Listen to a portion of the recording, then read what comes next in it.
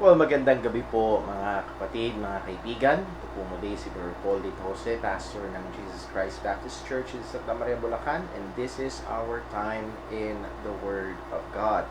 At Lord willing, this will be our final lesson on how to study the Bible, or basics, fundamental steps on how to study the Bible. At nawa ay tayo ho, and so it will be like a review ng ating mga nakaraang lessons. Ano ho? Pero bago yun, magbabalik tanaw tayo sa ating napag-usapan, napakahalaga last Friday. At dadako rin po tayo sa announcements, tapos po ay dun po sa ating pag-aaral ngayong gabi. So, una ho muna ay ang ating ilang mga announcements bago tayo mag-pray. Number one ay we are still under GCQ. Ang ating hong bayang Santa Maria ay nasa probinsya ng Bulacan, at ang Bulacan ay under GCQ. So, sad to say, ang ating hong mga pagtitipon ay restricted pa rin, 10 people below. At yun hong mga 20 pababa, hindi pwede, 60 pataas, hindi pwede. Yung may mga karamdaman ay hindi pwede.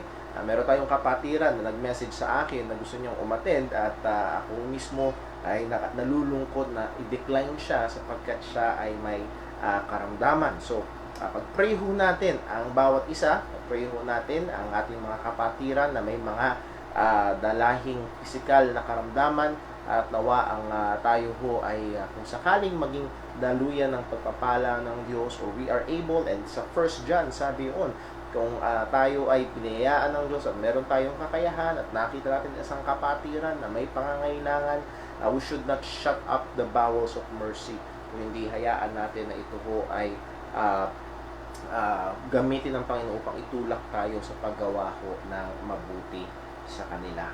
And then number next, dahil sa mga susunod na linggo, 2 Sundays pa bago magkatapusan ng June, ay tignan ho natin, tayo ho ay magtutuloy-tuloy sa atin hong online worship service. So ang mga kapatiran, particularly sa JCBC, ay i-encourage ho natin sa matapat at seryosong pagsamba maging sa inyong mga tahanan. Please never think na dahil nasa bahay ay para bang relax na lang ang pagsamba. No, we are still presenting ourselves before God.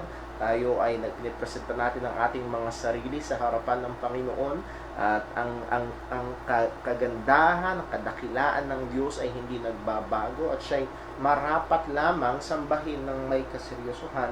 And I would like to encourage ang mga magulang, this is a good opportunity na itanim yun sa isip ng mga bata. So, come na sila ay pumunta na at bumalik na sa bahay-sambahan, ay nakatanim na yung katotohanan na yun, and they will be able to behave better sa atin hong mga gawain. Isa pa hong encouragement sa mga parents, again, ang sinasabi ho ng gobyerno, ayon sa batas, ay ang pasukan ay hindi lalagpas ng last week ng August. So again, July, August, halos 2 buwan pa ang bakasyon ng mga bata. Huwag niyong hayaan ng mga kabataan, ng mga bata na sayangin ang kanilang oras.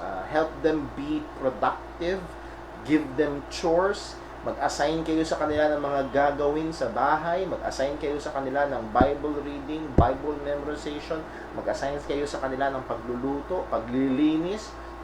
Please, ay huwag niyong hayaan, nagigising lang sila para mag-Mobile Legend and matutulog pag sawa na sila doon. No, please make their time productive.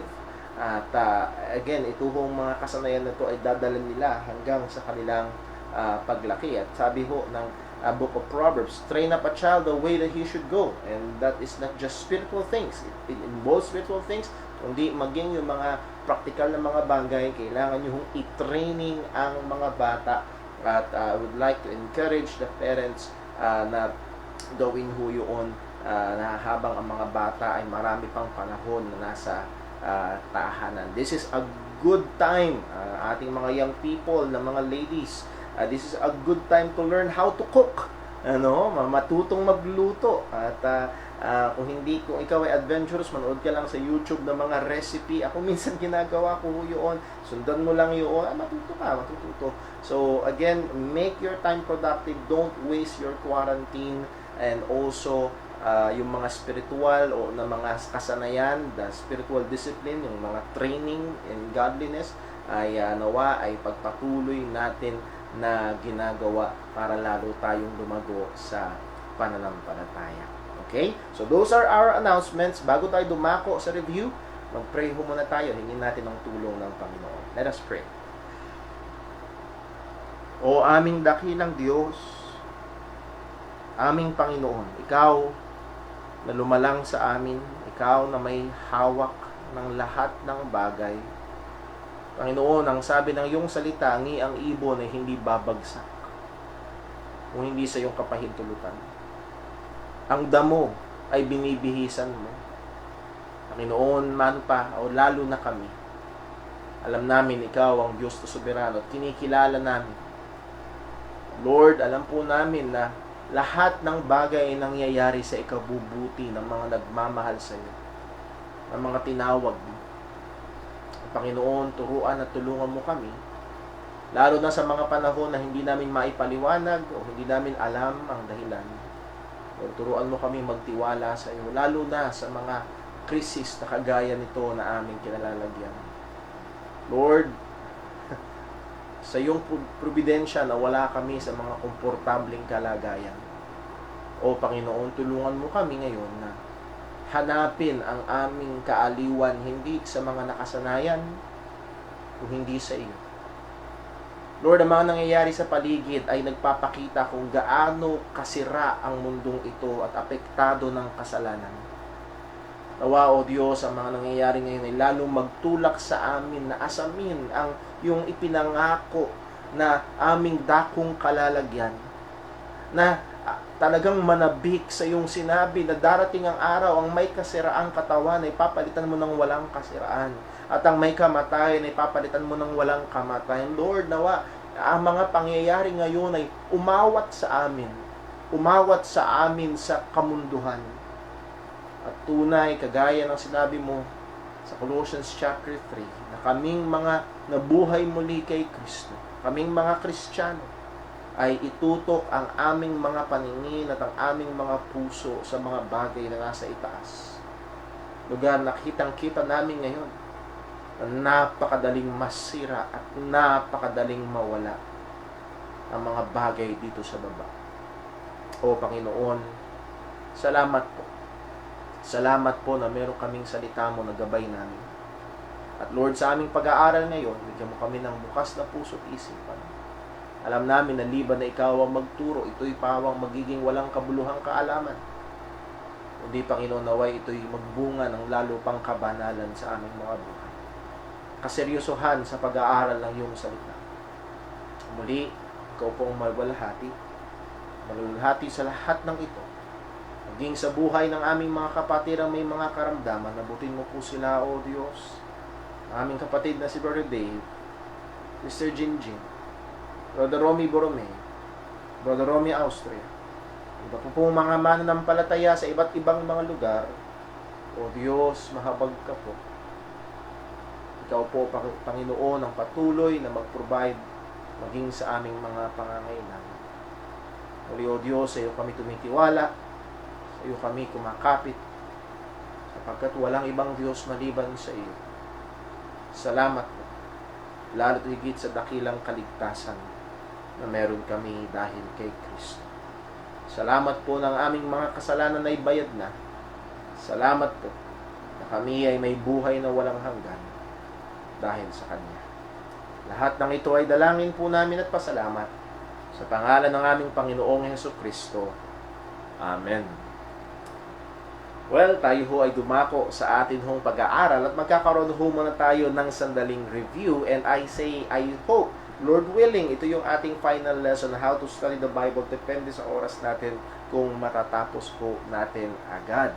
So, reviewin lang ho muna natin yung ating napag-aralan last Friday. Ano po? Ating napag-aralan ang isang napakahalagang katotohanan mula sa salita ng Diyos, na ang tao, sa kanyang sarili ay hindi kaya at hindi niya gugustuhin na manampalataya o maunawaan sa pananampalataya ang mga katotohanan ng salita ng Diyos, lalo na patungkol sa kaligtasan.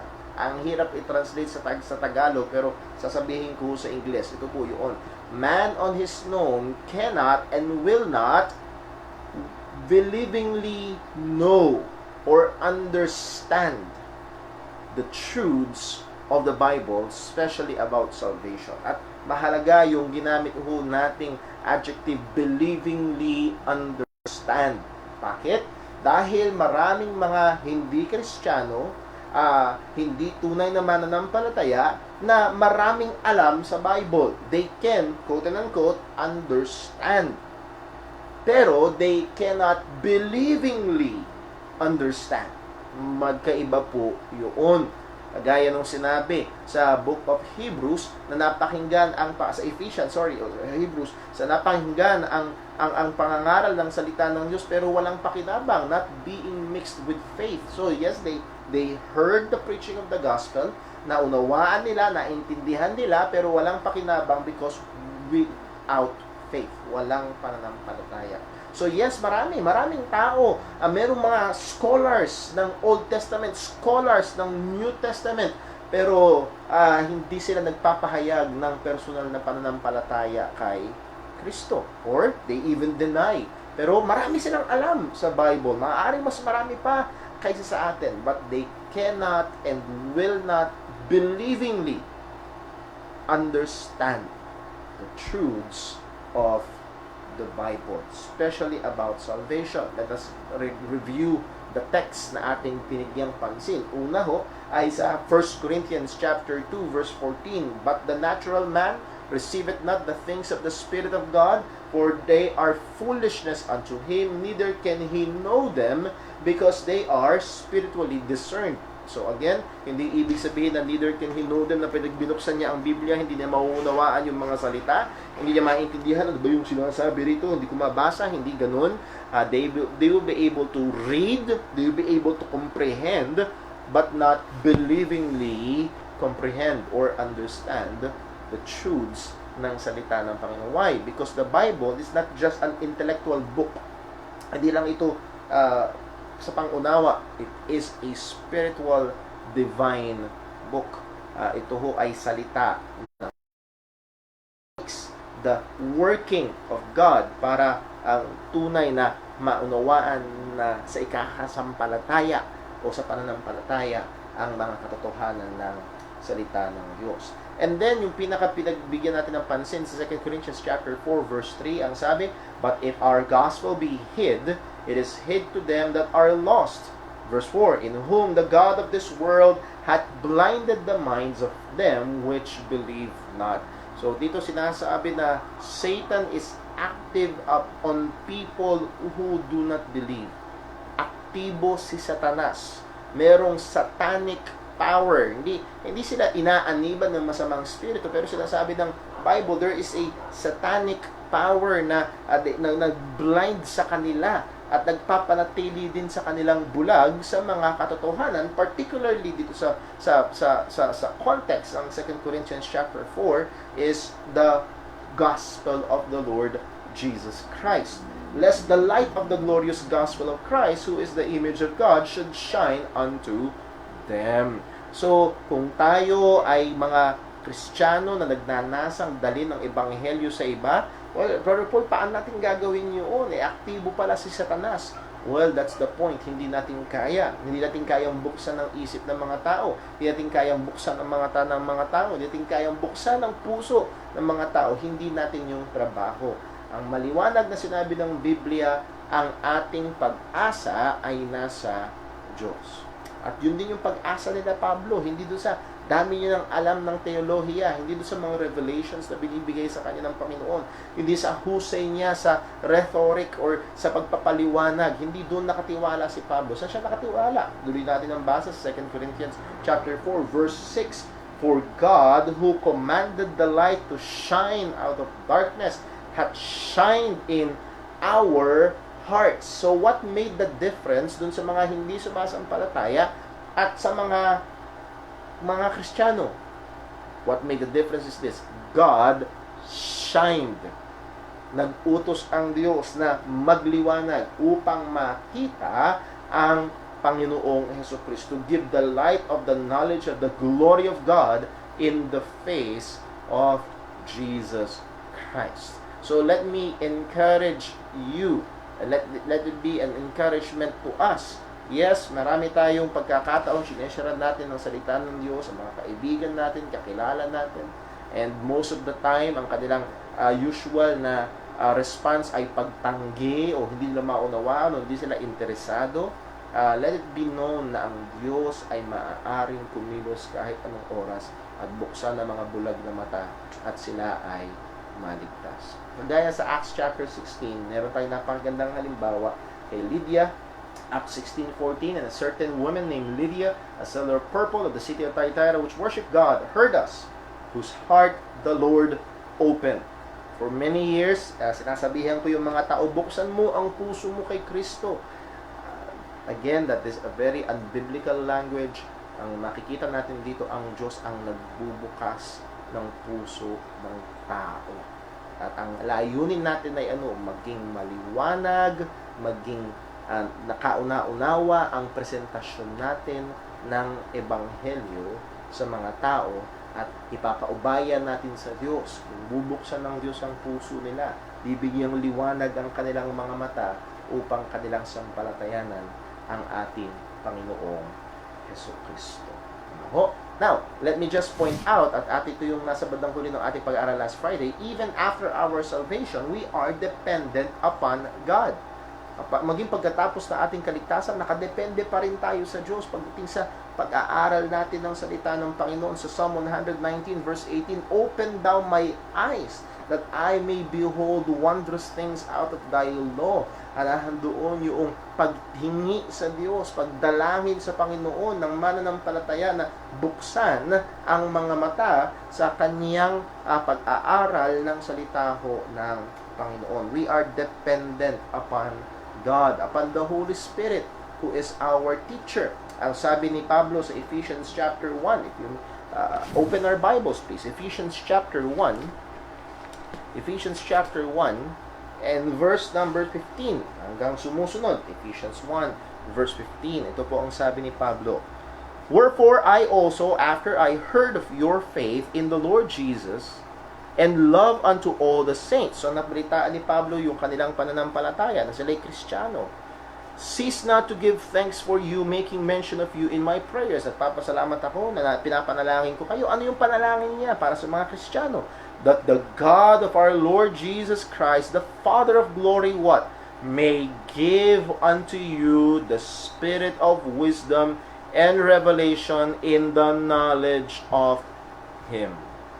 Okay? So, pinapanalangin ni Apostol Pablo ang mga Kristiyano na nanalangin sa Diyos na ang Diyos ay magbigay ng wisdom, at yung revelation dito, hindi fresh revelation, kung hindi ang punto ay enlightenment, magliwanag yung mga nireveal na katotohanan ng Panginoon sa kanyang salita. Verse 18, "The eyes of your understanding being enlightened, that ye may know what is the hope of his calling, and what the riches of the glory of his inheritance in the saints," so on and so forth. So the eyes of your understanding being enlightened. So these are believers.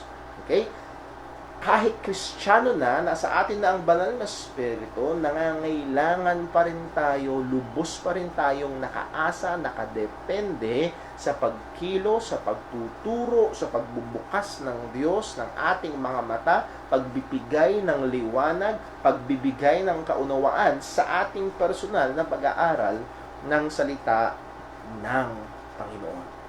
So muli, ay nakadepende tayong labis sa Diyos. At nahandun din yung pangangailangan ng pag-aaral. Hihiramin natin yung prinsipyo o yung larawan na sinabi ni Pablo patungkol sa kanyang sarili sa 1 Corinthians chapter 15. Please open your Bible sa 1 Corinthians chapter 15. And this is a familiar verse 10. 1 Corinthians chapter 15, at i-apply natin yung prinsipyo when we go to the Word of God and study the Word of God. Ito po ang sabi, but by the grace of God, I am what I am. That is being a Christian. By the grace of God. Yung kanyang mga ginawa, yung kanyang mga na-accomplish para sa Panginoon. Pero ang sabi niya, and His grace which was bestowed upon me was not in vain, but I labored more abundantly than they all. So yes, biyaya lamang ng Diyos, yung kaligtasan ni Pablo at yung paglilingkod ni Pablo, pero hindi na baliwala yung biyaya, kundi I labored more abundantly than they all. So, biyaya ng Diyos, nandun yung Diyos na pagpapagal ni Pablo. At ganun din sa ating pag-aaral ng salita ng Diyos. Hindi tayo, nahandyan ng Diyos siya magtuturo, pero tamad tayong mag-aral. That doesn't work. Hindi ganun. So narito ho ang sinabi ni Apostol Pablo, yet not I, but the grace of God which was with me. Nahandun yung kaniyang pagle-labor ng buong sikap, pero maging yung pagle-labor na yon ay biyaya ng Panginoon. Kaya natin pinag-aaralan yung how to study the Bible. Why? Because we need to. Para maunawaan natin. And when we go to the Word of God, we labor in the Word of God. At kung sa biyaya ng Diyos ay bigyan niya tayo ng liwanag, pagkatuto sa not I, but the grace of God which was with me. And it's through the Holy Spirit na kanyang ginagawa sa ating mga buhay. So it is the balance of both. We cannot claim sa Bible, sa kay Pablo, it is both. Hindi pwedeng isa lang, hindi pwedeng labor niya lang, hindi naman pwedeng biyaya, it is both. So, ang approach na imbalance ay parehong unbiblical. Yung approach na basta puro aral lang at wala nang pagdepende at pag-asa o hindi ka na umaasa sa banal na Espiritu ng Panginoon, that is not biblical. Or puro asa lang sa banal na Espiritu at meron ako nakausap po minsan na meron siyang mga kilalang mga kapastoran at nasaksihan niya mismo na yung isang pastor hindi nag-aaral. Tuturo na lang daw ng banal na Espiritu. Pagtayo niya daw sa likuran ng pulpito, bubuksan niya ang Bible at tuturuan na lang siya doon ng banal na Espiritu. At walang pag-aaral o paghahanda whatsoever. Again, that is unbiblical. That is unbiblical. So, muli ho, mga kapatid, and by the way, ang kiniklaim nila lagi ay yung sinabi ni Jesus na pag kayo ay iniharap dun sa mga lilitis sa inyo, huwag niyong isipin kung anong sasabihin niyo sapagkat ito turo sa inyo. And the context, again, napakaganda ng context, ang context noon ay persecution. At ang sinasabihan ay more probably, context ay mga apostol. Pero sa atin hong mga mangangaral, mga Kristiyano, ay inuutusan tayo ng Diyos na mag-aral. So, again, we must have the balance, that is the biblical approach. We have our utter dependence upon God. Nakadepende tayong lubos sa banal na Espiritu, and we labor. Tinatrabaho natin ang pag-aaral ng salita ng Panginoon. Kaya mahalaga na gamitin natin o malaman natin yung mga tamang kaparaanan. Sapagkat kung naalala niyo yung sinabi ni Pedro sa 2 Peter chapter 3 verse number 16. Let's open our Bible. Again, this is just some reminders and to impress the point. 2 Peter chapter 3 verse 16. Ano po ang sabi? 2 Peter chapter 3 and verse 16. As also in all his epistles, speaking in them of these things, in which are some things hard to be understood. So yes, given, may mga ilang bagay sa Biblia mahirap maunawaan. Ibig sabihin, may mga ilang bagay din na madaling maunawaan. Kaya nga, kagaya ni, sinabi ni Pablo kay Timothy, from a child thou hast known the Holy Scriptures. So, yung clarity ng Scriptures, pinag-aralan natin yan sa Sunday School, nung tayo nagkakasama-sama pa sa church, even a child can understand the truths, mga basic truths ng salita ng Panginoon. Tuloy natin, hard to be understood, which they that are unlearned and unstable. And that word unlearned, ibig sabihin ignorant. Ignorante sila, unlearned sila, hindi sila tuturuan. Ayaw nila magpaturo. And anong nagiging resulta? They rest. They wrestling, they twist the Scripture. So, ayaw nating mahulog tayo sa ganun. na because we are unlearned. Sabi pa ni Jesus sa mga Pharisees, you do err. Sa mga Sadducees, you do err not knowing the scriptures.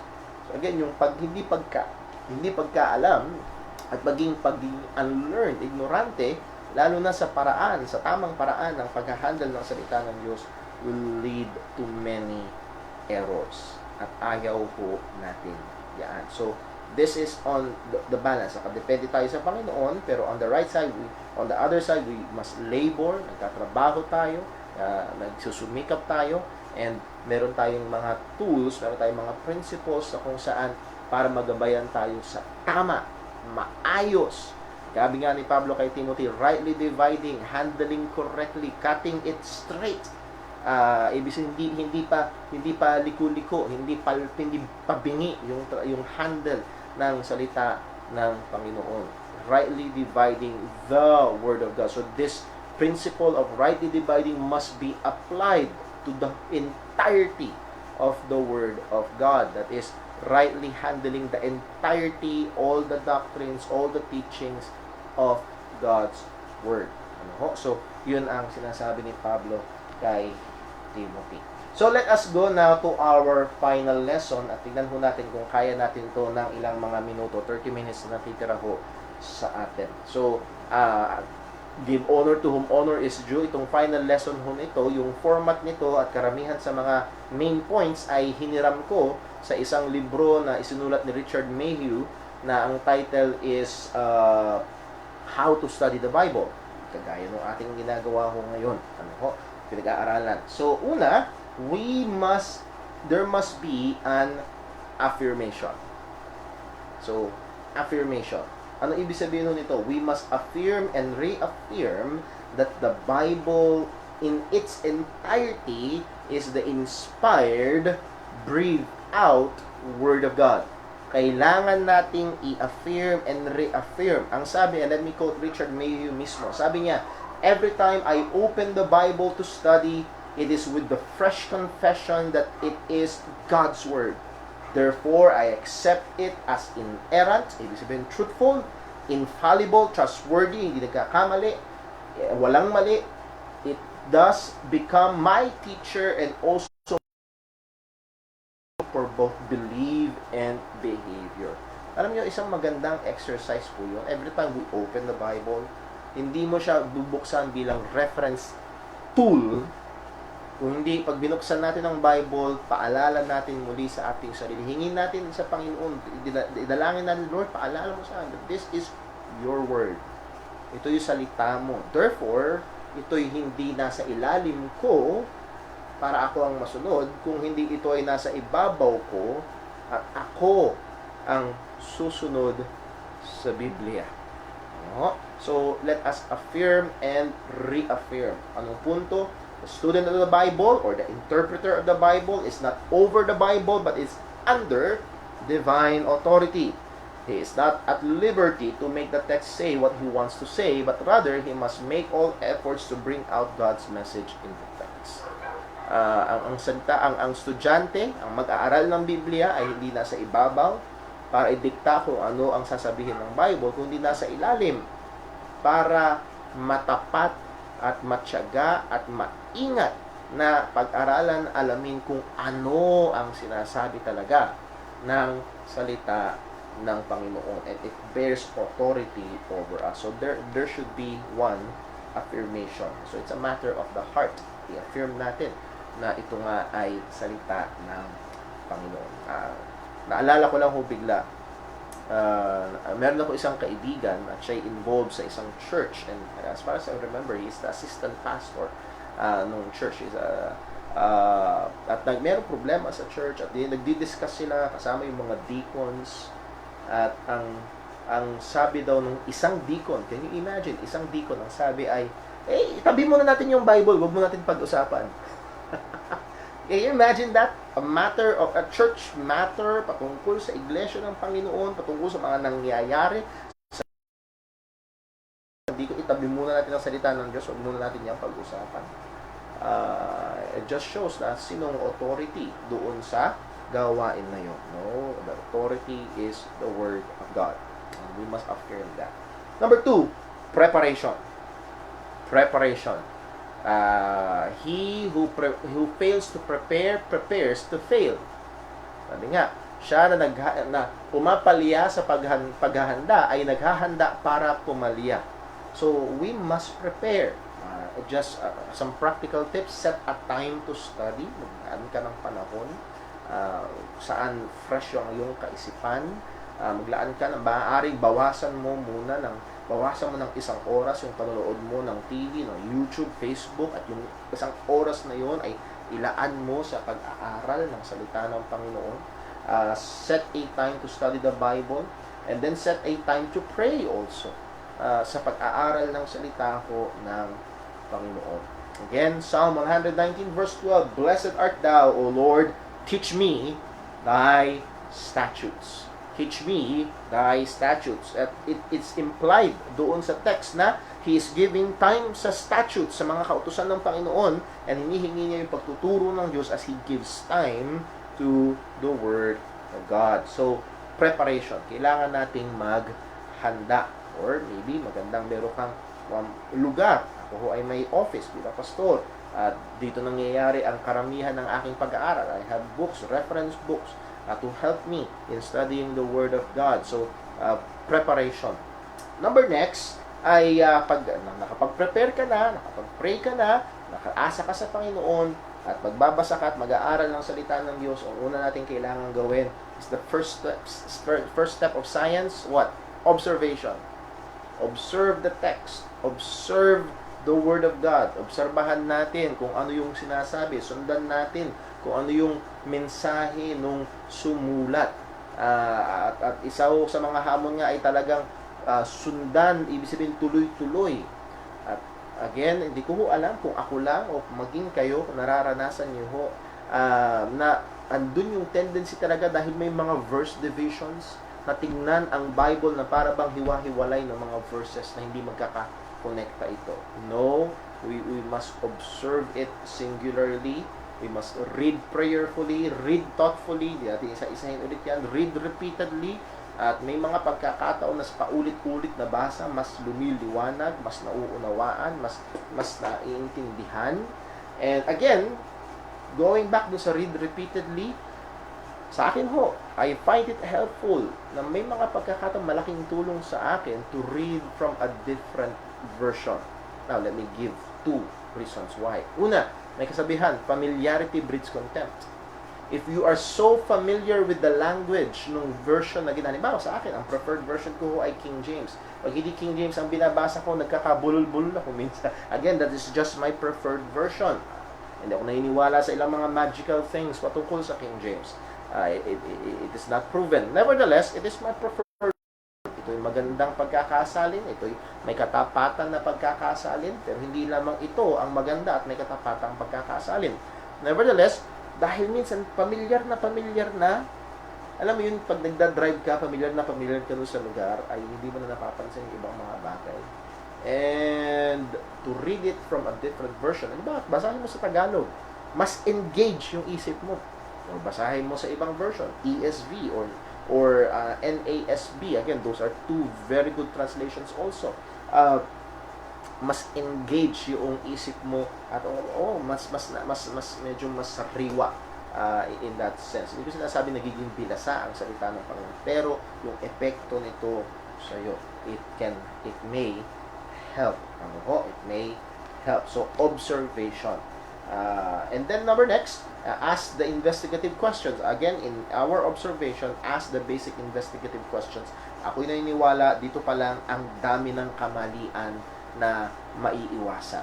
Ano yun? Who, what, why, where, when, how, so what?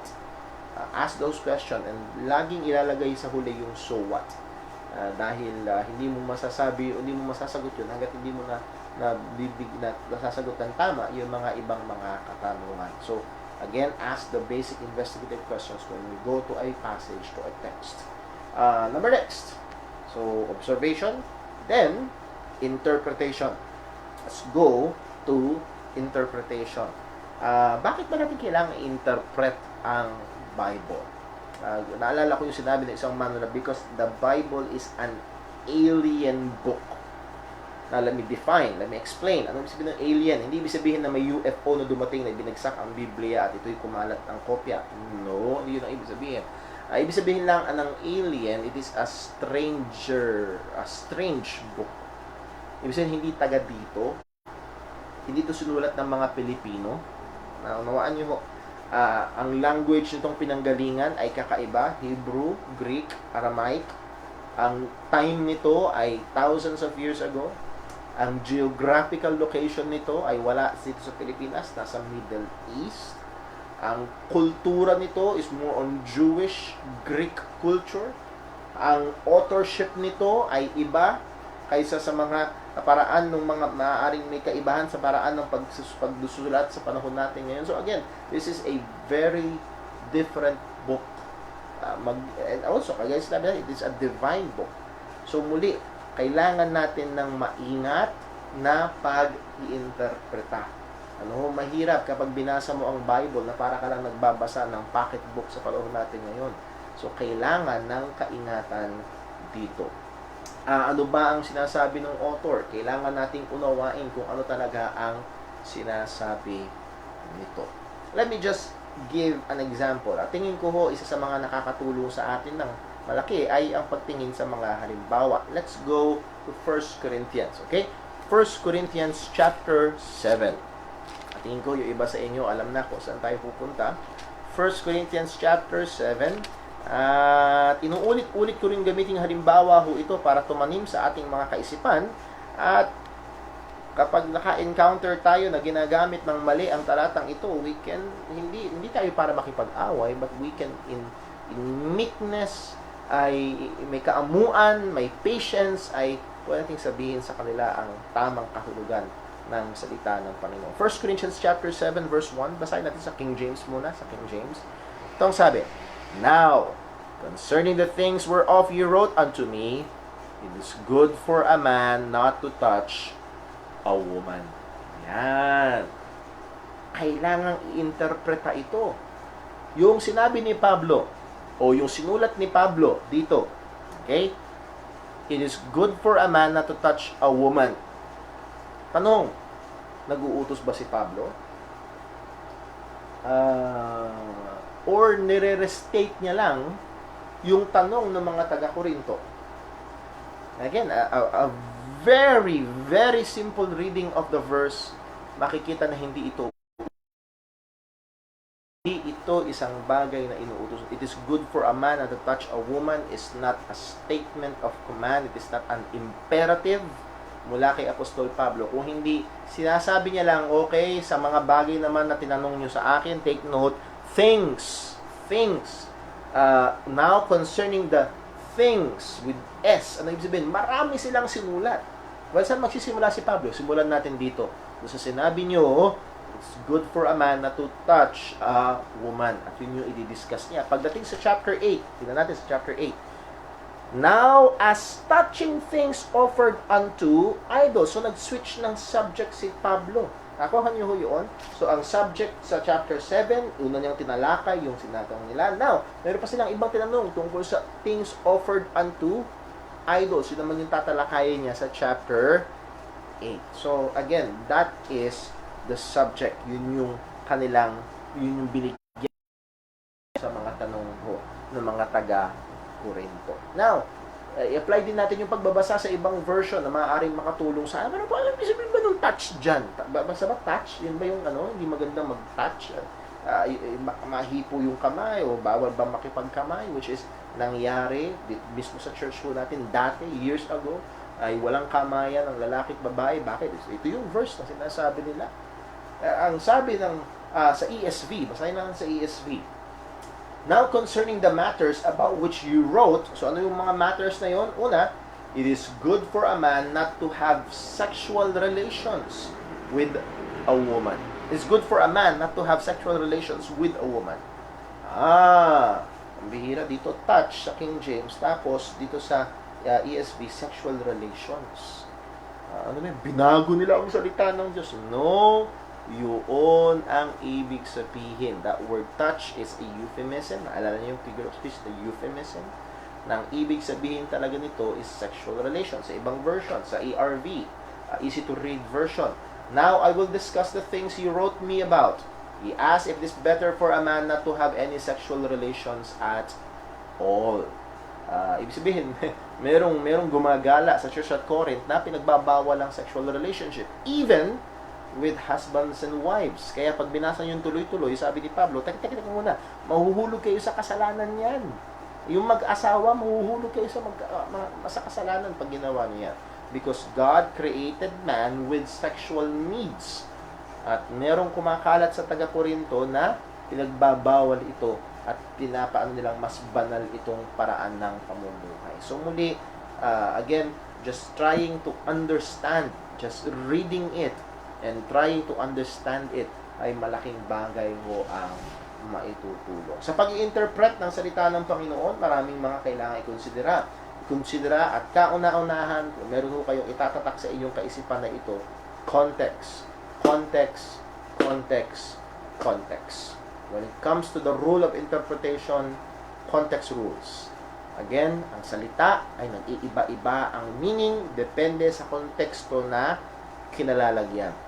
Again, nasabi ko nga ho, ang word na saved or salvation is not always, sa Bible, is not always pertaining to spiritual salvation na iniligtas ka ni Jesus mula sa kabayaran ng kasalanan sa impyerno. It is that, lalo na sa bagong tipan.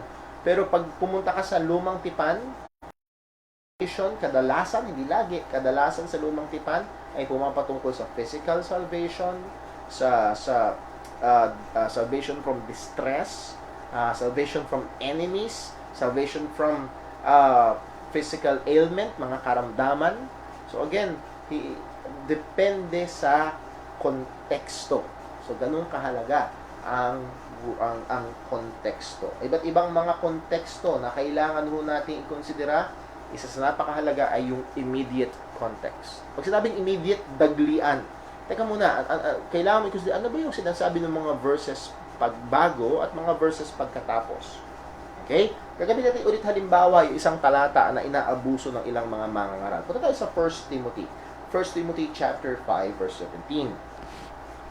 1 Timothy chapter 5 verse 17. At makikita nyo, just considering the immediate, just the following verse, or the preceding verse, in some cases, ay magbibigay ng kaliwanagan at ma-avoid ang pagpipilipit ng salita ng Panginoon. Anong sabi ng 1 Timothy 5:17? Ito po ang sabi. Let the elders that rule well be counted worthy of double honor, especially they who labor in word and doctrine. Naalala niyo ho yung isa sa mga maling paraan ng pagka-handle ng Biblia? Collapsing, o tinawag nating teaching, nagtatahi. At karaniwan pupunta sa Ephesians. Sa Ephesians chapter 6, ang sabi ni Pablo ay ito, verse 1, Children, obey your parents in the Lord, for this is right. Honor your father and mother.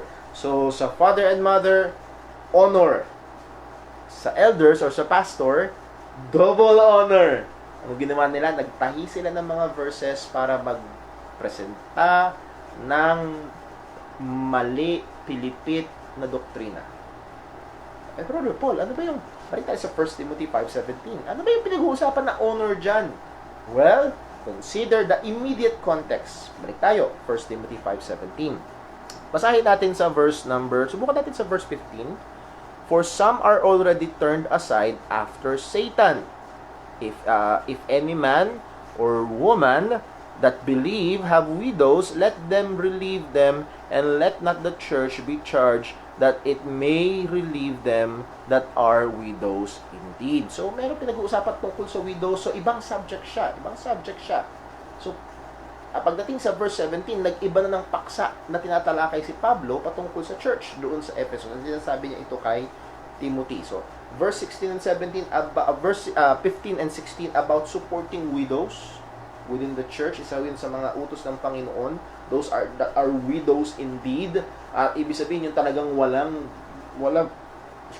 pamilyang susuporta sa kanya. May obligasyon ang church na sumuporta sa kanila at kung hindi nila kayang suportahan ng kanilang sarili, lalo na iba yung kultura noon, iba yung kalagayan noon. Nevertheless, basahin natin verse 17. So this is a new topic na. So hindi tayo mauunawaan nito pag kinonsidera natin yung verse 15 and 16. Pero verse 17, let the elders rule well, be counted worthy of double honor, especially they that labor in the word and doctrine. That's it. Pertain to the honor, kagaya ng honor na sinasabi ng Panginoon sa ibigay sa parents. Well, verse 18,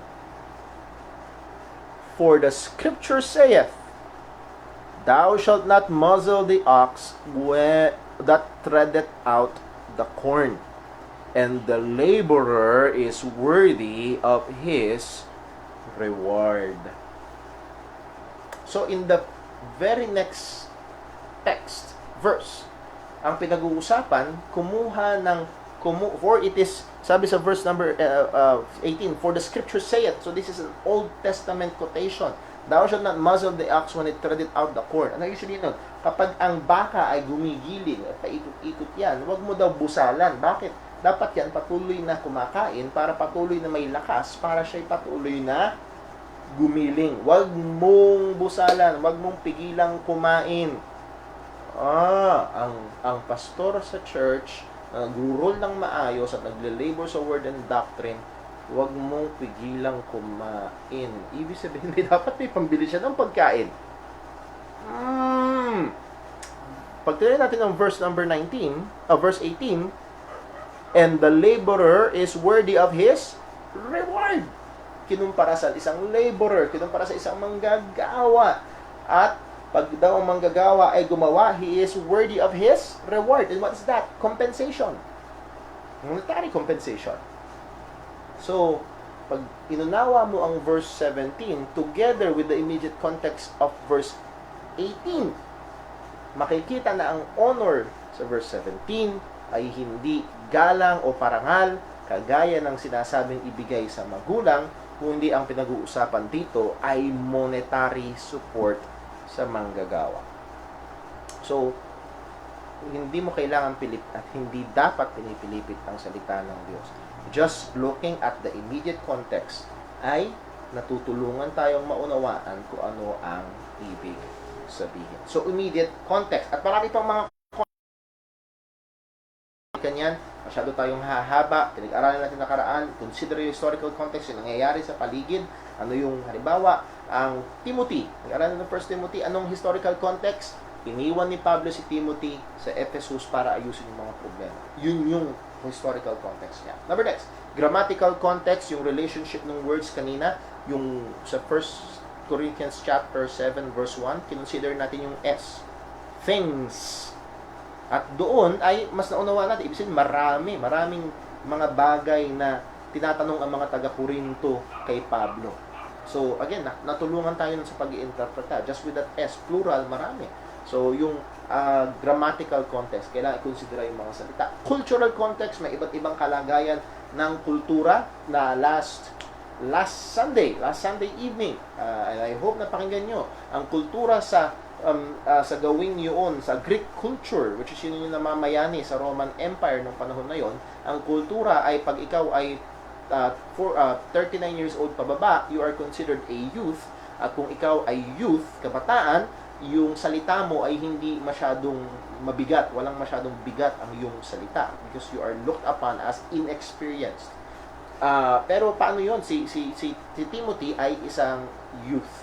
So again, yung kultura nila. Paano ito yung overcome ni Timothy? By being a good example. So muli, yung kultura. Number next, geographical context, yung kanilang kinalalagyan, yung kanilang lugar, nasaan ba sila?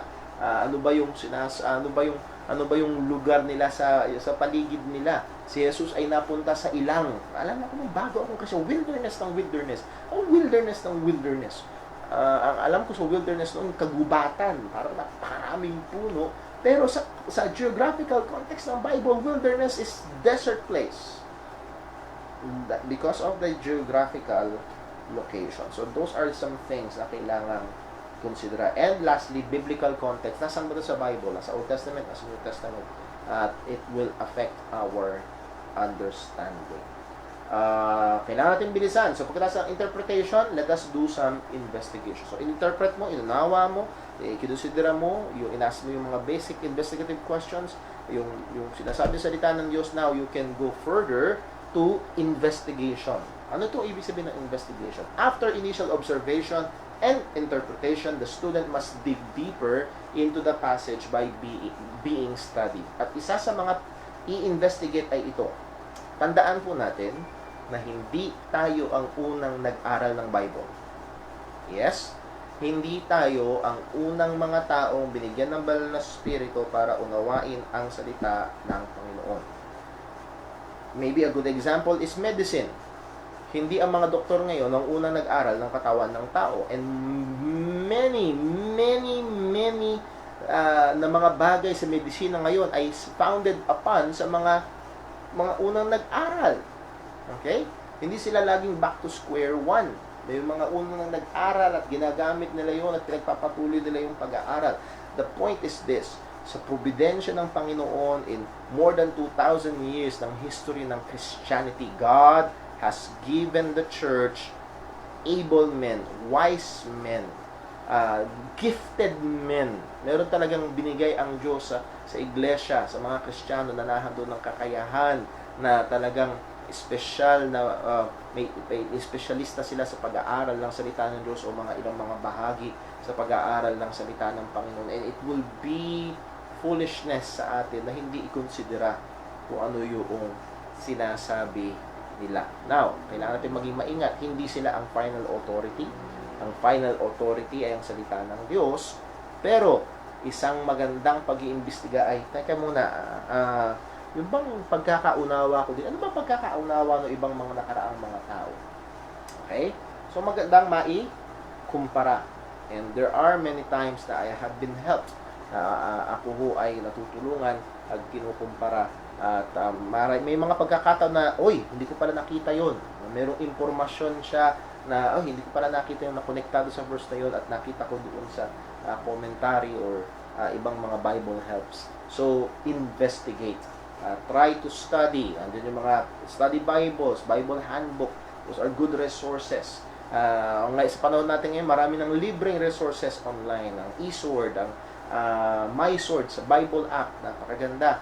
At maraming pwedeng i-download ng mga resources. So, kung gusto nyo pa ng dagdag na impormasyon ho dyan, please send me a message at pag-usapan po natin. Wala na lang tayong time ngayon. Number next, so investigation. Number next, correlation. Correlation. Ibig sabihin ng correlation is association, connection, or relationship.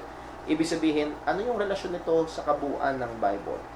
We do not just believe sola scriptura, we also hold to tota scriptura. Ibig sabihin, the entirety of Scripture. Para maunawaan nyo ho, magbibigay tayo ng isang halimbawa. Pagdating sa ating Panginoong Jesus, sa kanyang being, may mga verses sa Bible na nagsasabing si Jesus ay tao. May mga verses na nagsasabing siya ay nagutom, namatay, natulog. At ang karaniwang tatanong na, natutulog ba ang Diyos? Nagugutom ba ang Diyos? Namamatay ba ang Diyos? Kung si Jesus ay Diyos, bakit siya natulog, namatay, nagutom? At nauhaw. So, taong si Jesus, at yes, may mga talata sa Biblia na nagsasabing tao si Jesus. But if we will consider the totality of the Scripture, yung kabuuan, yung ibang mga verses pa, may mga talata sa Biblia na nagsasabing si Jesus ay Diyos. At walang problema kasi may mga talata sa Biblia na nagsasabing si Jesus ay Diyos na nagkatawang tao. Kaya pala nagutom, namatay, inantok, at nauhaw. So, hindi siya tao lamang, siya ay Diyos. So, we consider the totality of the Scripture, yung kabuuan ng salita ng Panginoon. Lalo na patungkol sa isang paksa na meron kang paksang pinag-aaralan. Isang magandang bagay ay consider yung totality. At dyan ho, malaking tulong ang mga tinatawag na systematic theology books. Systematic theology, that's a technical term, at madalas ito ay arranged by subjects or doctrines at kinukonsider yung mga iba't ibang bahagi sa salita ng Panginoon patungkol sa paksa na yun. So, number 7, application. Application. Again, hindi tayo nag-aaral para lang dumami ang alam. Nag-aaral tayo para ma-transform tayo sa wangis ni Kristo. So, we must apply it to our lives. At isa sa mga pangunahing disiplina para sa aplikasyon ay meditation. Anong sabi ng Panginoon kay Joshua? This book, Joshua 1:8, this book of the law shall not depart out of thy mouth, but thou shalt meditate therein day and night, for then that thou mayest observe to do according to all that is written therein. At so gusto ko makita natin yung relationship. Meditate therein day and night, that thou mayest observe to do. So, handun yung relationship ng meditation and doing ng sinasabi ng salita ng Panginoon. So, napakahalaga ang meditation, application. So, when you go to the passage, you interpret the passage, and then you meditate on the passage to apply the passage. Yung mensahe ng salita ng Panginoon. And lastly, proclamation. Proclamation. Isang magandang verse sa Old Testament is Ezra 7 verse 10. Ezra 7 verse 10. Let me read Ezra 7 verse 10. Ito ang sabi, for Ezra had prepared his heart to seek the law of the Lord and to do it and to teach in Israel statutes and judgments. Seek, that is study, interpret, do, that is apply, and teach. Now, maaaring hindi ka tinawag ng Panginoon sa pagtuturo, pero one way or another, you will be teaching someone else. Ang iyong mga anak, ang iyong kapatid, ang iyong kaibigan, maituturo mo ito ng mas maayos, mas maliwanag sa kanila. Because you labored, you studied the Word of God correctly, hindi ka basta nagtatahilang ng salita ng Diyos, kundi pinapaliwanag mo na doon yung konteksto, inuunawa talaga. And alam niyo ho, isa ho sa napakaganda ng tamang pag-aaral ng salita ng Diyos. Alam niyo ho bakit po maganda? Kaya niyo ho itong gawin. Hindi ho katulad ng ginagawa ng iba na nanahi ng mga verses. Saan nila nakuha yun? Saan galing yun? Nag-iimbento. No. Ito ho ay, sa madaling salita, yung ginagawa ni Brother Paul na pag-aaral, kaya niyo hong gawin. Why? Because these are principles na pwedeng sundan sa tamang pag-aaral ng salita. Pang mas malalalim pa, languages, Greek, Hebrew, kung ikaw, lalo na kung tinatawag ka ng Panginoon sa pangangaral, ay bakit lalo na kung siseryosohin mo ito, isang magandang pag-iimbes yun, magandang bigyang pansin, para ho sa mas malalalim pang pag-aaral ng salita o mas detalyado pang pag-aaral ng salita. Pero sa atin hong mga mananampalataya, gusto ko yung encourage, apply these basic steps. At ito hong ating mga napag-aralan ngayong gabi. Let me just review. Una, affirmation. This is the Word of God. Preparation, set time to study. Observation, read with observation, read with understanding. Ask the basic investigative questions. 4, interpretation, consider the context ng iyong pinag-aaralan. 5, investigation, just try to investigate ano ba yung sinabi ng iba. Hindi tayo unang nag-aral ng Biblia at mayroong mga ginamit ang Panginoon. Katulad ito nakikita nyo sa likod ko. Ayan. Ito ho ay commentary ni John MacArthur. At siyang mahusay na tagapagturo, and many times kinukonsidera ko, binabasa ko ano yung sinasabi niya, at maraming pagkakataon he gives me insights na hindi ko naisip, at minsan yung mga hindi ko maintindihan, natutulungan ako, ginagamit sila ng Panginoon, ng Banal na Espiritu para matulungan ako, para maunawaan ang salita ng Diyos, para maituro. So, investigation. Number next, correlation. Ano pang sinasabi ng ibang lugar ng salita ng Panginoon? Very helpful ang mga systematic theology books. Application, hindi lang para sa impormasyon, kundi magkaroon ng epekto sa ating mga buhay. And Lord willing, will be used for proclamation. Maaaring hindi public proclamation or sa likuran ng pulpito. Maaaring just a one-on-one sharing. Maaaring nagbibigay ka lang ng advice sa isang kaibigan mo. Meron kang kaibigan ay may problema sa pag-ibig. Pwede kang mula sa pag-aaral mo ng salita ng Diyos ay ano mo sa kanya kung ito kasi sinasabi ng Bible. Ito yung tama niya. So again, ay sa ating pag-share, paghahayag ng salita ng Panginoon, paano man tayo gamitin ng Diyos. Maaari meron tayong mga young people. One of these days, you will be bloggers. You will be typing articles na makakatulong. Meron akong kilala si Tim Chalice. Si Tim Chalice, nagsimula siya nung siya ay teenager pa lang, if I remember correctly. If not teenager, early 20s, nagsimula siya just to write articles sa internet, mga doktrina, mga bagay na papansin niya sa church. At ngayon ay isa siyang mahusay na blogger, writer ng articles, at ginagamit ng Panginoon sa maraming paraan. So, pwede. Even our young ladies, alam ko iba sa inyo yung nanonood ngayon, hindi lang mga lalaki ang may kailangan ng salita ng Diyos, kailangan din ng mga kababaihan. At napakaganda na young ladies, you are grounded in the Word of God, and Lord willing, in the future, even now, you will be used by God sa maraming paraan upang magamit sa pamamagitan ng pagtuturo ng salita ng Panginoon. And napakalaking bagay ang tamang pag-aaral ng salita ng Diyos. So mga kapatid, I can go on, at nawa ay tayo ay nagpala ng Panginoon sa ating serye ng pag-aaral on how to study the Bible. I hope na ito ay naging beneficial po sa inyo. Lord willing, come next Friday, this coming Friday, ay iba na ho ang ating magiging paksa sa pag-aaral. Nawa, tulungan tayo ng Diyos, ingatan tayo ng Panginoon, at let me challenge you na wag sayangin ang inyong panahon. Isa sa napakagandang gawin ay mag-aral ng salita ng Panginoon. God bless po.